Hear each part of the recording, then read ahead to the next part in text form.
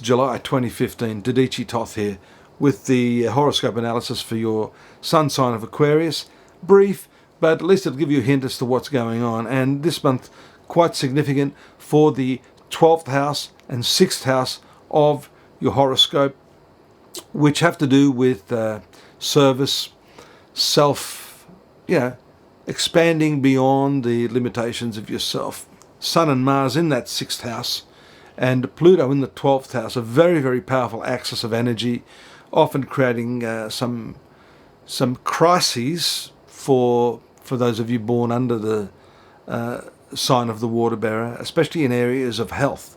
So that 6th house has to do with the way you've been treating yourself.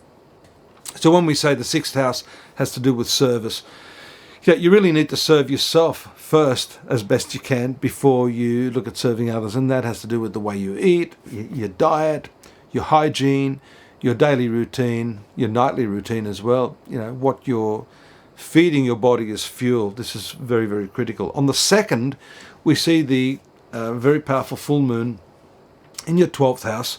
It's a spiritual house, and for a long time now you've had the transformative and planet of rebirth, Pluto, transiting this area. The full moon will occur near to that planet. So 12th house is hospitals and also sickness. It may have to do with,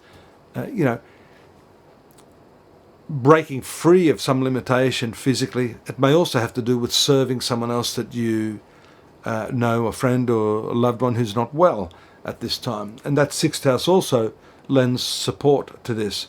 That will be triggered very powerfully later on in the month, on the 16th, by the by the new moon, showing us a radical shift in the way you've been doing things, the way you've been serving yourself, feeding yourself, caring for yourself. This could be the beginning of a new exercise regime, for example, a new dietary regime, and even a new timetable.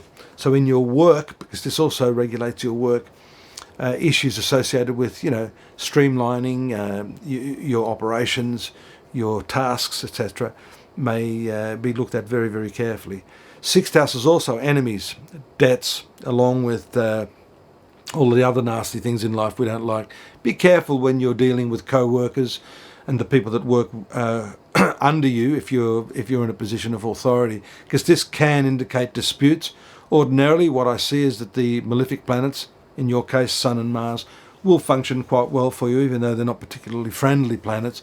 They will give you the chance to overcome your adversaries, and it's excellent for any sort of competition this month. So if you're in the mood for competing, whether it be a sport or whether it be a professional angle, now's the time to utilize these energies to your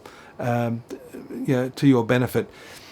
That's good too, because you've had Saturn, one of your ruling planets, there in the 10th house of your career for some time now, really creating angst, creating a bit of insecurity and uncertainty.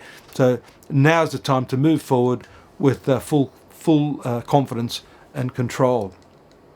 One of the other aspects I wanted to talk about, a couple, Mercury moving into the sign of Cancer. That's that 6th house as well, on the 9th. So any sort of communication you need to make with your subordinates, any of those people, aforementioned individuals I mentioned, this is the time to do it. Mercury will give you the opportunity to, openly and transparently talk to them and clear the air over anything that's bothering you. And then the other aspect that I see there is the transit of Venus, very friendly planet, your planet of luck and family and, personal happiness. Currently now in the 7th house of relationships, very lucky with Jupiter moving to the 8th house. It's a debilitation sign, creating some sort of sexual and intimacy issues.